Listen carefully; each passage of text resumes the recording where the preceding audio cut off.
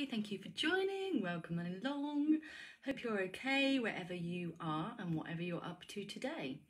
Welcome to Good Thinking Live, and today I am thinking about forging and making new relationships with others.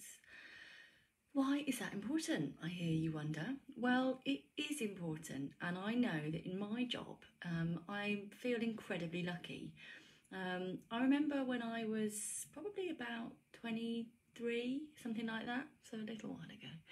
I remember that I was working for a local council, and I was feeling that I perhaps wouldn't ever make new relationships with people again, that I wouldn't perhaps make new friends, and I wouldn't forge new connections that felt like significant people, significant connections in my life. And I remember feeling quite sad about that, thinking, you know, I've probably got all the friends I'm going to have now, this is probably just going to be it now. And I felt quite sad about that, really. If you can hear a noise, it is bin men time again. Clearly, 1:15 on a Wednesday is bin person time. Bin person, I've done it. I've gone gender neutral. I'm practically the BBC. Did you hear yesterday that the BBC has now dropped fishermen in preference for fisher person? But if I was a female fisherman, I would still call myself a fisherman. I'd be all right with that. But if you wouldn't, and you are a fisher person, then, you know, perhaps that's why. Anyway, I digress. Fisher person, BBC. Right, bin persons, not bin men. Although they are all men in my street. But they might not all be in your street. Right, so, forging new relationships. When you have a child, like I said last time, I think, the bin people will become very important relationships to you because you'll get some engagement from them with your child. It will be the highlight of your week. Right, so forging relationships. So I was working at the council, Milton Keynes Council specifically. I don't work there anymore. I did enjoy it. And I was feeling like I wasn't going to make any new relationships with people. I was feeling like, oh. And then fast forward probably about a year, 2 years, and I am, well, probably not even a year, I'd started a dance class locally to me. I think we might be about to have a delivery. It's all going on.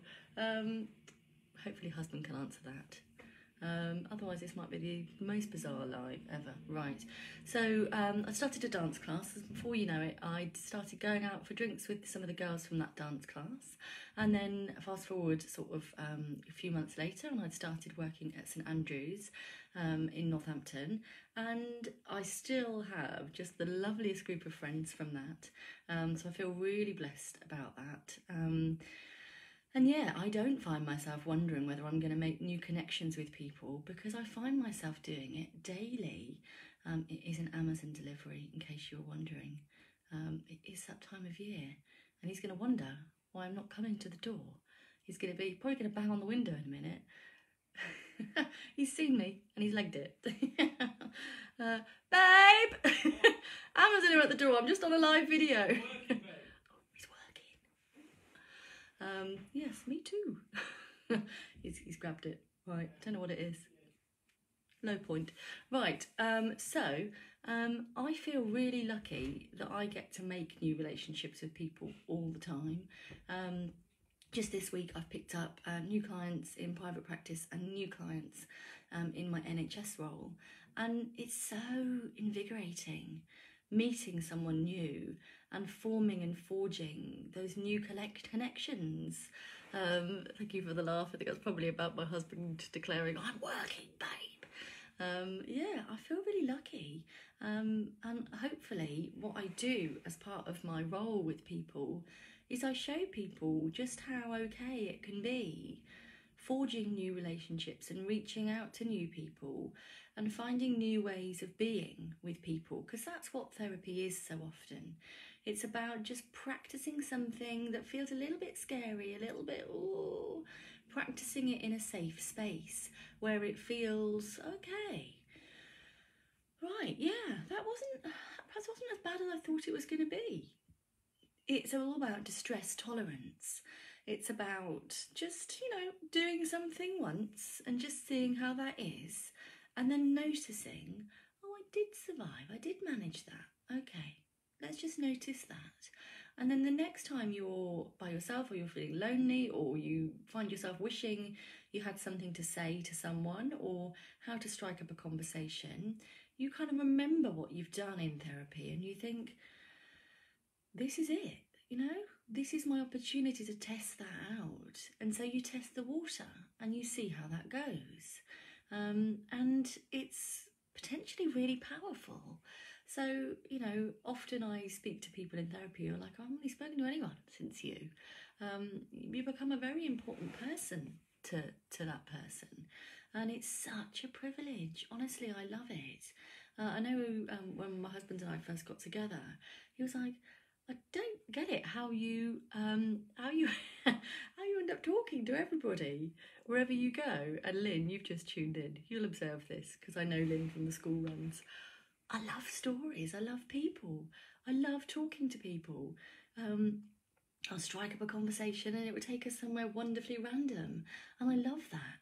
I love learning about people. And I'm just a bit of a chatterbox, really. I like people.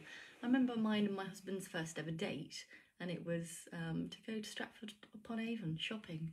Very random. We held hands for the first time that day. It was lovely. Very fond memories of that shopping trip. So that was our first date, Stratford-upon-Avon, walking around, looking at random things like living statues. And anyway, we had to buy a present for one of my friend's daughters because I was going to a birthday party later that day or the next day or something like that. And yeah, we went into a bookshop. It was Mothercare. That doesn't exist anymore, does it? But at the time, it was there. Went into Mothercare and was just chatting to the lady on the desk about, why I was buying it and who it was for. And afterwards, my husband, who's a husband now, he was just, date one then. He was like, I've never met anyone like you before. Like, you just talk to everybody. Like, and I think to begin with, he was like a bit surprised by that. Like, now, I think he quite liked it at the time as well. Now he's like, oh God, can we just go in a shop and like just not say anything to anyone and just leave? And I'm like, well, no, it would be the fun in that. I like striking up conversations. I'm not that person that chats to you when you don't want to be chatted to. I'm not that person. But yeah, like, life is to be enjoyed. Life is to be discussed, and I might strike up a conversation with you by, using the old classic lately. How are you finding the pandemic? How's lockdown treating you? Which is like a socially acceptable strike up. Britons often use the weather, don't they? And I did it today as well. A bit windy, isn't it? Bit windy. And the other day I was wearing a matching mask that somehow caught. It's a very similar dress to this, but it was black and white, and my mask was black and white spots. And people were like, oh, matching mask to your dress. Like it. And I love that. I love a bit of random, spontaneous interaction with people. So if you do know me and you do see me, like, bring it on, I say. So yeah, I guess I want to empower you guys to talk to others, because maybe it's you that needs that chat, but maybe it's them. Maybe it's them that actually really needs to hear the voice of another person. Maybe they really want to be noticed and need to be noticed. And I just empower you and encourage you to talk to someone, to strike up a conversation, to forge a new relationship. You never know where that might go. It made me a friend, and it made me a friend in a very unexpected place. It made me a friend on the school run. So I was, you have to be a creature of habit, don't you, of the school run, because you have to get there at a certain time and walk home at a certain time. And I met another creature of habit. So I was on my way home from dropping my eldest to nursery, preschool, and taking my little one home in a sling at the time, because he was really little. He was probably like 4, 5, 6 months old, something like that. And I just ended up crossing paths with a familiar stranger at a similar time each morning that I was doing that. And we'd end up having a chat. And this familiar stranger was a wonderful 84-year-old. And I learned on our chats that she was living by herself, and that her son, she didn't have a son, but he lived in a different country, and she had a grandson, but, he lived there as well. And it was just, it was something that I began to look forward to when I bumped into this lady, and we'd strike up a chat.